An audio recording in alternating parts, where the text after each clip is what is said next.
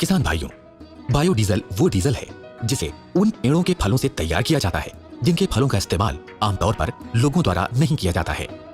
वैज्ञानिक शोध ये बताता है कि इन तिलहनी पौधों के बीजों में 30 से 40% तक अखाद्य तेल पाया जाता है, जो बायोडीजल बनाने में उपयोगी सिद्ध हो सकते हैं। इस तेल का बायोडीजल के रूप में उपयोग करके पेट्रोलियम आयात को काफी हद तक कम किया जा सकता है। इसके संगठित उत्पादन को प्रोत्साहित करके स्थायी रोजगार के साधन भी सृजित किए जा सकते हैं। बायोडीजल के उत्पादन को सरल और सहज बनाने के लिए उत्तर प्रदेश जैव ऊर्जा विकास बोर्ड ने देशी पेड़ पौधों में नीम, महुआ, करंज के पेड़ लगाने को प्रोत्साहन दिया है। इसी कड़ी में सिमारूबा और जेट्रोफा जैसे प्रवासी प्रजाति के पौधों को खेती की शक्ल में उत्पादित किए जाने को बढ़ावा दिया जा रहा है।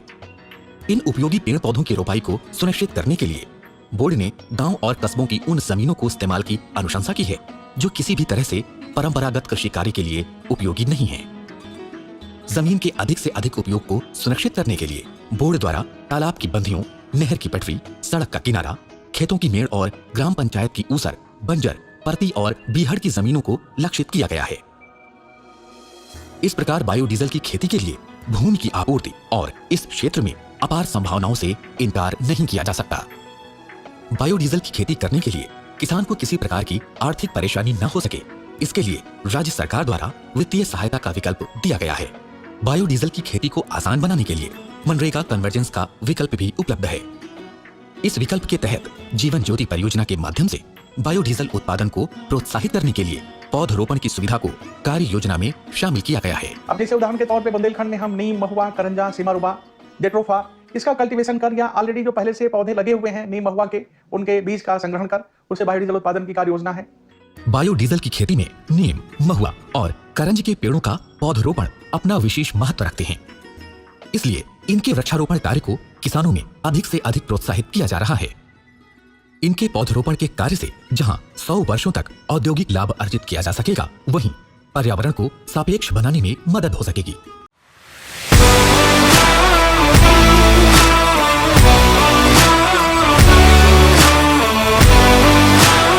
धरती के गर्भ से जो फ्यूल या ऊर्जा निकलती है उन्हें फॉसिल फ्यूल यानी जीवाश्म से बनने वाला ईंधन कहते हैं। पेट्रोल, डीजल ये सब फॉसिल फ्यूल ही है। दरअसल फॉसिल फ्यूल बनने में काफी वक्त लगता है और कई बार इसे बनने में कई साल या कई सदियां लग जाती हैं। लेकिन अगर इसी लाखों साल की नेचुरल प्रोसेस को कुछ दिनों या घंटों की साइंटिफिक प्रोसेस में बदल दिया जाए तो जो फ्यूल बनेगा उसका नाम होगा बायोफ्यूल। बायोफ्यूल्स बायोमास से बने ज्वलनशील ईंधन होते हैं। बायोमास जीवित जीवों या हाल ही में मरे हुए जीवों से प्राप्त जैव ईंधन होता है, यानी हाल ही के पौधों और पदार्थों से बने ईंधन। इसका जो सीधा सीधा तात्पर्य हुआ कि ऐसे ईंधन जो पेट्रोलियम प्रोडक्ट नहीं है, जो लाखों सालों तक जमीन के नीचे दबे रही जैविक पदार्थ और फिर ईंधन के रूप में आज डीजल, पेट्रोल, गैस के रूप में मिल रहे हैं, उनकी जगह पे सीधे सीधे जो हमारी खेती के रूप में चीज़ें उपयोग में आती हैं उसको हम प्रोसेस करके आगे उनको वेस्ट को, ऑर्गेनिक मैटर को प्रोसेस करके अगर हम उनको काम में लेते हैं तो उसको हम बायोफ्यूल या जैव ईंधन कहते हैं, जैसे कि bio ethanol, biodiesel, bio CNG, biogas आदि आदि। दरअसल बायोमास ऊर्जा का काफी अच्छा स्रोत है। इसे सीधे जलाकर इस्तेमाल किया जा सकता है या इनको अलग अलग तरीकों से जैव ईंधन में बदलकर उपयोग में लाया जा सकता है। बायोमास को जैव ईंधन के रूप में कई प्रकार से बदला जा सकता है। इसमें ऊष्मीय विधि, रासायनिक विधि और जैव रासायनिक विधि शामिल है। बायोमास की भौतिक संरचना अस्थिर होती है, जिसमें आमतौर पर कार्बन, पानी और कार्बनिक पदार्थ शामिल होते हैं। आमतौर पर बायोफ्यूल शब्द ज्यादातर तरल ईंधन के संदर्भ में प्रयोग किया जाता है, जिसमें इथेनॉल और बायोडीजल शामिल है, जबकि जैव ईंधन सभी तरह की फसलों, पेड़ों, पौधों, गोबर और मानव मल आदि जैविक पदार्थों से प्राप्त किया जा सकता है। दरअसल जैव ईंधन मुख्य रूप से 3 प्रकार के होते हैं, जिसमें इथेनॉल, बायोडीजल और बायोजेट शामिल है। इथेनॉल को गाड़ियों के इंजनों में प्रयोग किया जाता है, जो अधिकांश कारों की तरह पेट्रोल को जलाते हैं, जबकि बायोडीजल जैविक स्रोतों से प्राप्त डीजल के जैसा ही गैर परंपरागत ईंधन होता है, जो नवीकरणीय ऊर्जा स्रोतों से बनाया जाता है। बायोडीजल का इस्तेमाल बड़ी बड़ी गाड़ियों में होता है, वहीं बायोजेट का इस्तेमाल विमानों में किया जाता है। अब बायोडीजल उत्पादन की कार्य योजना में हम क्षेत्रीय रूप से जो पढ़े लिखे बेरोजगार बच्चे हैं उनको ट्रेनिंग देके और लघु उद्यम स्थापना कर उनका तेल उत्पादन हो जाए, और तेल उनका उत्पादित जो अखाद्य तेल है वो पेट्रोलियम कंपनी या बड़ी ऐसी कंपनी जो बायोडीजल उत्पादन कर रही है, जैसे हमारे यूपी में ग्रेटर नोएडा में है, मुजफ्फरनगर में है, ये लोग बना रहे हैं। हमारी स्कीम के तहत पॉलिसी का सपोर्ट लेके उन्होंने अपनी इकाइयां स्थापित कर दी कारपोरेट सेक्टर ने, और उसमें रॉ मटेरियल का प्रोसेस करके बायोडीजल बनाते हैं। वो बायोडीजल रेलवे को वो लोग सप्लाई कर रहे हैं टेंडर के माध्यम से।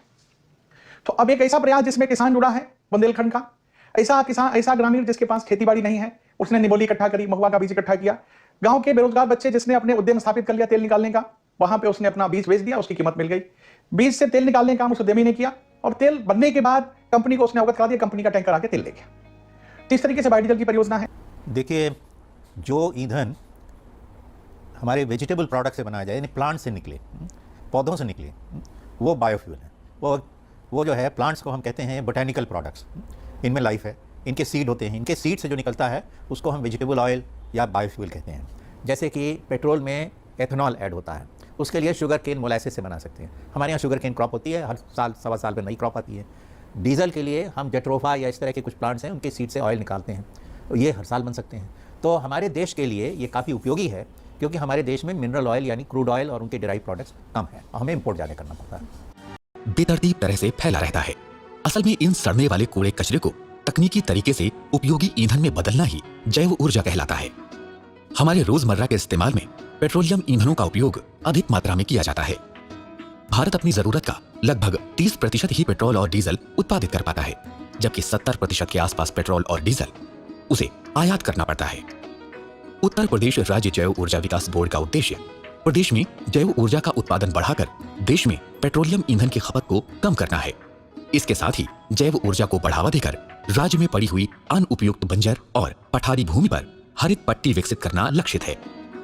प्रदेश में जैव ऊर्जा आधारित लघु और कुटीर उद्योगों का विकास जैव ईंधन कई स्रोतों से बनाया जा सकता है, जैसे मकई, गन्ना, गेहूं, चावल, आलू और सब्जियों का इस्तेमाल कर इथेनॉल बनाने में किया जाता है। जबकि बायोडीजल बनाने में जेट्रोफा का पौधा, कैमेलिना के फूल और पौधों के अलावा soybean, rapeseed, canola oil, palm oil, मूंगफली का तेल, सब्जी तेल, पशुओं का वसा और शैवाल तेल का इस्तेमाल किया जाता है। आज बायोमास, बायोफ्यूल और बायो एनर्जी ये भविष्य के ऊर्जा के 3 बड़े स्रोत हैं। बायोफ्यूल ऊर्जा के क्षेत्र में क्रांति माना जा रहा है। बायोफ्यूल यानी आम शब्दों में फसलों से निकला ईंधन, फसलों के अवशेषों या कूड़े कचरे से निकला ईंधन ही बायोफ्यूल है। प्रधानमंत्री नरेंद्र मोदी के मुताबिक बायोफ्यूल सिर्फ विज्ञान नहीं है, बल्कि वो मंत्र है जो 21वीं सदी के भारत को नई ऊर्जा देने वाला है। ऐसे में बायोफ्यूल पर देश के वैज्ञानिक दिन रात काम कर रहे हैं।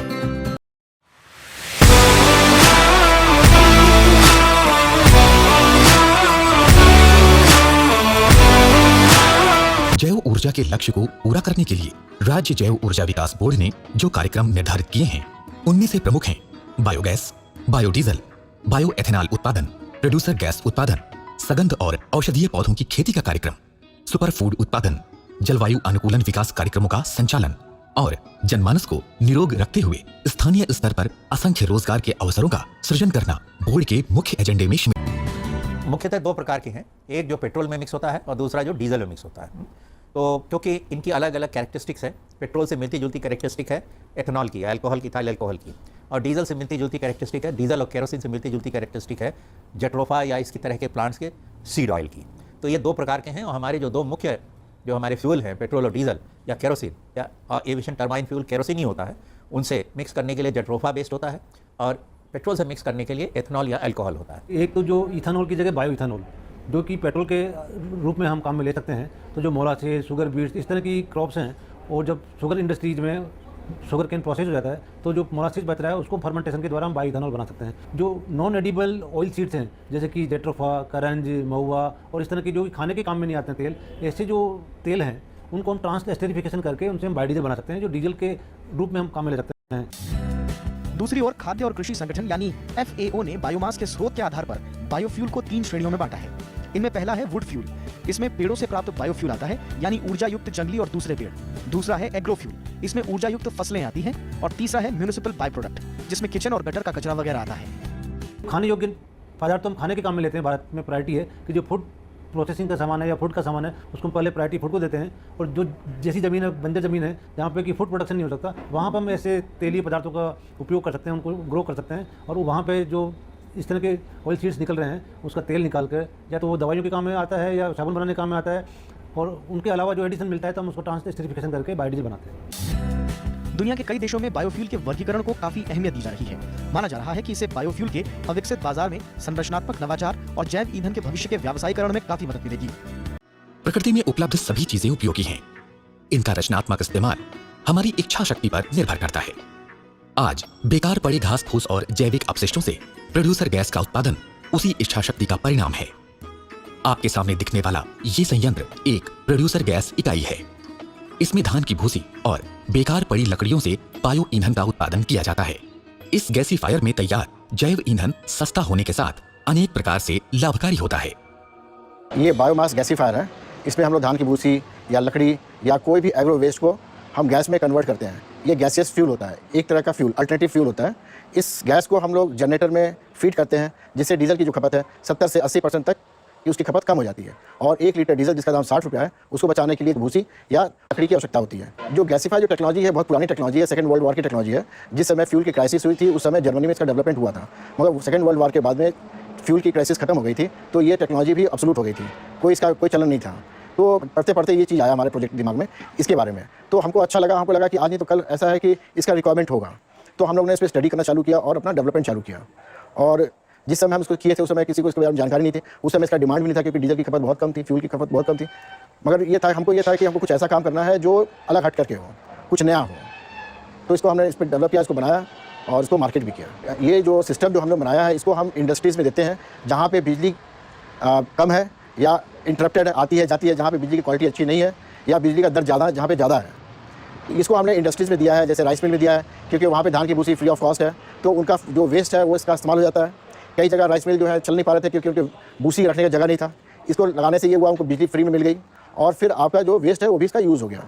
इसको हम लोग लगाए, जैसे सीजनल यूनिट है, जैसे आपका कोल्ड स्टोरेज है, वहाँ पे इसका काफ़ी यूज़ है, क्योंकि कोल्ड स्टोरेज को अपने समय से बिजली चाहिए। अगर जिस समय आपको उसमें कूलिंग करना है और उस समय अगर बिजली नहीं है तो कोल्ड स्टोरेज फ्लॉप हो जाते हैं। ऊर्जा के गैर परंपरागत स्रोतों में बायो एथेनॉल भी एक बेहतर विकल्प की श्रेणी में आता है। हालांकि एथेनॉल का उत्पादन गन्ने के सिरे से किया जाता है, लेकिन इसके व्यापक उत्पादन को ध्यान में रखते हुए शर्करा युक्त फसलों को किसानों में प्रोत्साहित किया जा रहा है। सरकार की नीति बीटरूट, सोरगुम, कसावा तथा अन्य सेल्यूलोज युक्त पदार्थों का उत्पादन कर बायो एथेनॉल का उत्पादन बढ़ाना है। 2010 में ब्लेंड करने के टारगेट के सापेक्ष अभी एवरेज ब्लेंडिंग पेट्रोल में बायोएथेनॉल का 3% हो रहा।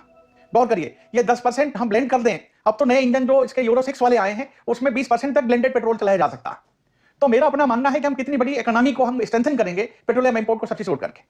अभी तक एथेनॉल बनाया जाता था आपका सीरा से, जो कंट्री लीकर में भी जाता है, इंडस्ट्रियल यूज में भी जाता है। अब हम एथेनॉल सेकंड जनरेशन सेलुलोज की बात कर रहे हैं, जिसमें बगास है, धान का पुआल है। अब मैं धान के पुआल के बारे में बताऊं कि धान का पुआल एनजीटी के सामने एक बहुत बड़ा एजेंडा है। स्मोक की समस्या जो हर साल एनसीआर रीजन में आती है, उसमें एक मेजर रोल धान का पुआल जला देना भी है। उस धान के पुआल का इस्तेमाल हम बायोएथेनॉल बनाने में करेंगे। बायो एथेनॉल के उत्पादन से एक ओर नकदी फसलों को बढ़ावा मिलेगा, तो दूसरी ओर किसान भी अच्छी कमाई कर सकेंगे।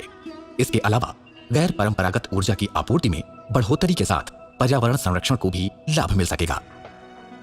ग्रामीण इलाकों में नौजवानों के लिए रोजगार को दृष्टि में रखते हुए बायो एथेनॉल की प्रसंस्करण इकाइयों को लगाने के लिए सरकार द्वारा निजी और सार्वजनिक क्षेत्रों की औद्योगिक इकाइयों को भी सम्मिलित किया जा रहा है। हालांकि इस बीच सौर और पवन ऊर्जा के क्षेत्र में काफी काम आगे बढ़ा, लेकिन ऊर्जा के सारे विकल्पों के तौर पर इनका इस्तेमाल फिलहाल अव्यवहारिक नजर आता है। बायोफ्यूल की अहमियत यहीं बढ़ जाती है।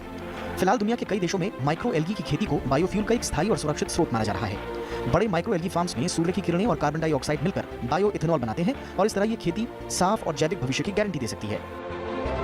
इसी तरह दुनिया में मछली की फैक्ट्रियों में हर दिन ढेर सारा कचरा निकलता है। वैज्ञानिक इससे भी बायोफ्यूल बनाने की कोशिश में जुटे हैं। मछलियों के अवशेषों में स्केल, हड्डियों के अलावा फैट यानी वसा की भी भारी मात्रा होती है। इन चीजों से बायोडीजल बनाने की कोशिश की जा रही है।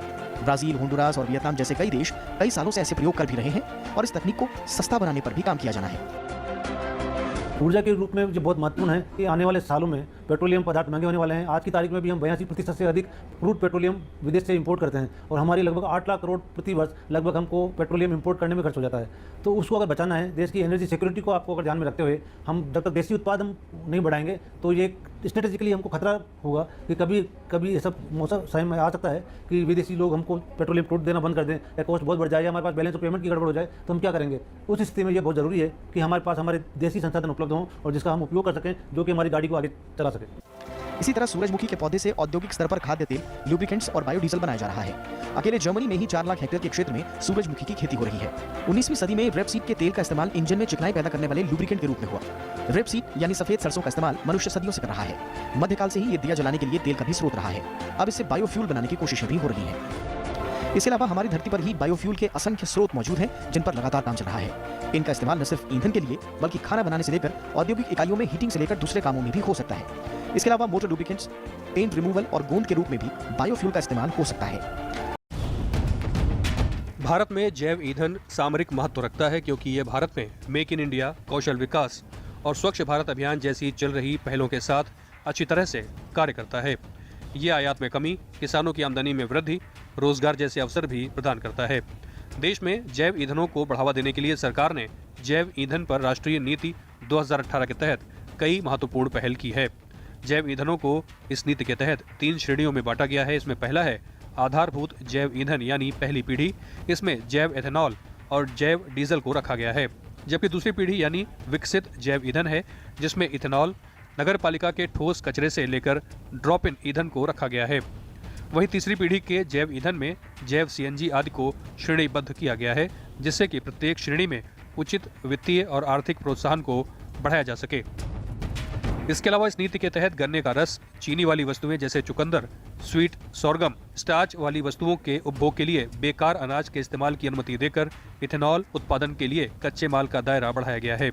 किसानों के उत्पाद का उचित मूल्य मिले, इसे ध्यान में रखते हुए इस नीति में राष्ट्रीय जैव ईंधन समन्वय समिति की मंजूरी से इथेनॉल उत्पादन के लिए पेट्रोल के साथ उसे मिलाने के लिए अतिरिक्त अनाजों के इस्तेमाल की अनुमति दी गई है। इसके अलावा इसमें जैव डीजल उत्पादन के लिए आपूर्ति श्रृंखला तंत्र स्थापित करने को प्रोत्साहित किया गया है। खास बात यह है कि इसमें सबकी रेस्पॉन्सिबिलिटी और कन्वर्जेंस को फिक्स किया गया है कि कौन सा मंत्रालय इसमें क्या क्या भूमिका निभाएगा। तो जैसे पहले खाली जैव ईंधन की जब हम बात करते हैं तो उसमें 2 मिनिस्ट्रीज इन्वॉल्व थी, ministry of new and renewable energy sources और ministry of science and technology. इसमें डिपार्टमेंट ऑफ बायोटेक्नोलॉजी उसमें इन्वॉल्व था। परंतु अब इसमें जो भी स्टेक होल्डर्स हैं, चाहे वो कृषि मंत्रालय हो, चाहे पेट्रोलियम मंत्रालय हो, चाहे नवीकरणीय ऊर्जा मंत्रालय हो या ट्रांसपोर्ट मतलब यातायात मंत्रालय हो, सभी मंत्रालय इसमें जिन जिन की जो भूमिका है उनको साथ में निभाएंगे। सभी सेक्रेटरीज उसमें इन्वॉल्व हैं और उसकी जो चेयरमैनशिप है वो मिनिस्ट्री ऑफ पेट्रोलियम के मंत्री महोदय जी को दी गई है। तो उनकी अध्यक्षता में ये पूरी कमेटी बनी है जो कि इसकी दिशा तय करेगी कि किस तरह से बायोफ्यूल का पूरे देश में हमको उपयोग बढ़ाना है और आगे आने वाले 10 साल में 2030 तक जो पॉलिसी में गाइडलाइन डिसाइड की गई है, जो फिक्स किया गया कि हमको कितना % ब्लेंडिंग बायोइथेनॉल का करना है, कितना % बायोडीजल तक ले जाना है। जैव ईंधन पर राष्ट्रीय नीति 2018 के लागू होने से कई लाभ होंगे। देश में अभी हर साल 62 MMT नगर पालिका का ठोस कचरा निकलता है, जबकि हमारे पास ऐसी तकनीक मौजूद है जो प्लास्टिक कचरे और अन्य कचरे को ईंधन में बदल सकती है। इसके साथ ही ईंधन के आयात पर हमारी निर्भरता कम होगी। साल 2017-18 में करीब 150 करोड़ लीटर एथेनॉल की आपूर्ति होने की उम्मीद है, जिससे 4000 करोड़ रुपए की विदेशी मुद्रा की बचत का अनुमान है। जैव ईंधन के इस्तेमाल से पर्यावरण भी स्वच्छ होगा। एक अनुमान के मुताबिक 1 करोड़ लीटर E10 से करीब 20,000 टन कार्बन डाइऑक्साइड का उत्सर्जन कम होगा। इसके अलावा स्वास्थ्य के क्षेत्र में भी इससे लाभ होगा। खाना पकाने के लिए तेल, खासतौर से तलने के लिए लंबे समय तक उसका दोबारा इस्तेमाल करने से स्वास्थ्य के लिए खतरा पैदा हो सकता है, जबकि जैव ईंधन बनाने के लिए इसके इस्तेमाल से खाद्य उद्योगों में खाना पकाने के तेल के दोबारा इस्तेमाल से बचा जा सकता है। इसके साथ ही देश में 2G जैव रिफाइनरियों से ग्रामीण क्षेत्रों में आधारभूत संरचना में निवेश के लिए प्रोत्साहन मिल सकता है। इन सब के अलावा इसके इस्तेमाल से बड़े पैमाने पर रोजगार भी पैदा होगा। बायोफ्यूल के इस्तेमाल से न सिर्फ किसानों को फायदा होगा, बल्कि ऊर्जा के क्षेत्र में हम आत्मनिर्भर बनेंगे। बोर्ड ने अपने कार्यकलापों में अधिकांश उन इलाकों में फोकस किया है जहां पर दैनिक चर्या में जो भी वेस्ट प्रोडक्ट, कूड़ा करकट, मल या अन्य प्रकार के ऑर्गेनिक वेस्ट जहां सृजित होते हैं उनका इस्तेमाल कर सकें, ताकि लोगों में ये संदेश जाए कि कूड़ा और बेकार चीज़ें जो मानी जाती हैं वो वास्तव में बेकार नहीं है बल्कि जनोपयोगी हैं। इसी कड़ी में जो विशेष काम इस जैव ऊर्जा बोर्ड ने गत 2 वर्षों में किए हैं, उसमें लोगों में जागरूकता फैलाकर बायोडीज़ल को बढ़ावा देना, बची हुई वेस्ट से बायोगैस बनाना, गोबर से बायोगैस बनाना, इस तरह के कार्यक्रम बहुत सारे जनपदों में किए गए हैं। और सबसे अच्छी बात यह है कि बायोगैस का जो नया तकनीक इस बोर्ड में विकसित किया गया है, उस तकनीक के आधार पर लगभग 100 से अधिक बायोगैस प्लांट इस समय चल रहे हैं। विशेष रूप से इसलिए सराहनीय है क्योंकि इसको नमामि गंगे कार्यक्रम के अंतर्गत और स्वच्छ भारत मिशन के अंतर्गत इसको सम्मिलित किया गया है और बहुत सारे जनपद जो गंगा नदी के किनारे हैं वहाँ पर बायोगैस की व्यवस्था करके गंदगी से मुक्ति पाई जा रही है। मैं विशेष रूप से इसमें कौशाम्बी का नाम लेना चाहूँगा। अन्य भी जनपद हैं जहाँ पर ये अच्छा काम हो रहा है। इसके अलावा एक बहुत अच्छी परियोजना बनवाई गई है जिसमें वेस्ट प्रेस मड से CNG बनाई जा रही है और खुशी की बात यह है कि लगभग 18 टन CNG प्रतिदिन इस यूनिट से बन सकेगी, जो अभी तक वेस्ट प्रेस मड में बेकार जाती थी। और जो बची हुई CNG बनाने के बाद जो प्रेस मड बचेगी उसको किसान उपयोगी खाद के रूप में इस्तेमाल कर सकेंगे। ऐसी तकनीक इसमें इस्तेमाल करी गई है। शायद उत्तर प्रदेश ऐसा पहला प्रदेश है जहाँ पर green climate fund, United Nations ने जो ग्रीन क्लाइमेट फंड बनाया है उसके तहत प्रस्ताव भारतवर्ष में उत्तर प्रदेश में सबसे पहली बार भेजा गया है। और ये इसलिए संभव हो सका क्योंकि जो काम अभी तक किए गए हैं उसमें जन सहयोग लेकर, लोगों को जोड़कर, उनके मन में ये समझाकर कि ये कार्यक्रम उपयोगी हैं, उनका आंदोलन एक प्रकार से सृजित किया गया है। मुझे ये बताते हुए बहुत खुशी हो रही है कि इस कार्यक्रम की धुरी पर गांव में चर्चा के आयोजन हैं और ये चर्चा के आयोजन ऐसे हैं कि विभागीय अधिकारी और विभागीय कर्मचारी जितने कार्यक्रम करते हैं उन कार्यक्रमों में प्रतिभाग करने वाले जो लोग हैं वो स्वयं अपने अपने क्षेत्र में जाकर आगे इस कड़ी को बढ़ाते हैं, तो पूरी चेन बन जाती है। ये मेरे लिए व्यक्तिगत रूप से बहुत प्रसन्नता का विषय है और अच्छी उपलब्धि है क्योंकि इस कार्यक्रम का आम लोगों में बहुत अच्छा फीडबैक है आम लोगों के तरफ से और एक के बाद एक लोग इससे जुड़ते जा रहे हैं। मैंने स्वयं इसके कार्यक्रमों में भाग लिया है और जिस तरह की रुचि और जिस तरह का उत्साह आम लोगों ने दिखाया है, चाहे वो पढ़े लिखे हों चाहे बिना पढ़े लिखे हों, वो बहुत ही सराहनीय है। इस कार्यक्रम को संचालित करने वाले ओझा जी का मैं बहुत धन्यवाद देता हूं और आशा करता हूं कि इस तरह के बहुत सारे कार्यक्रम आगे भी चलते रहेंगे और ये धीरे धीरे एक बहुत बड़ा जन आंदोलन बन जाएगा जिससे लोगों में ये एहसास होगा कि किसी भी प्रकार का कूड़ा करकट या किसी भी प्रकार का वेस्ट वास्तव में बहुत उपयोगी है और नेचुरल प्रोसेस में हम उसको ऐसे उपयोग कर सकते हैं कि वो हमें लाभ भी दे और गंदगी भी ना फैलाए। बायो ईंधन के उत्पादन को ग्रामीण स्तर पर व्यापक रूप से निर्धारित करने के लिए उत्तर प्रदेश राज्य जैव ऊर्जा विकास बोर्ड ने बायोमास की उपलब्धता को भी पूरी तरह से दृष्टि में रखा है। गांवों में बायोमास की उपलब्धता के लिए बोर्ड द्वारा निर्धारित योजना के अंतर्गत हाथी घास, ढैंचा, बीमा बैम्बू और मीठी ज्वार आदि बायोमास की खेती को भी सुनिश्चित किया है। इनकी खेती से बायो ईंधन की उपलब्धता के साथ किसानों को कई अन्य लाभ भी अर्जित हो सकेंगे। हमारे पास ढेर सारी बेकार जमीन ऐसी है, हमें बताना चाहूंगा कि हमारा करीब 40% हिस्सा जिसपे हम कोई खेती नहीं करते हैं उस पे ऐसे बंजर पड़ा हुआ है, अनुपयोगी पड़ा हुआ, उसमें जल प्लावित एरिया, अवसर है, परती है, बंजर है, रिवाइंस है, उस पे कोई खेती नहीं होती है। तो हम ऐसे एरिया में बायोमास कल्टीवेशन का भी कार्यक्रम करते हैं। किसान भाइयों, सामाजिक परंपरा और उन्नति के साथ पर्यावरण की सुरक्षा का ध्यान रखना भी हमारी जिम्मेदारी है।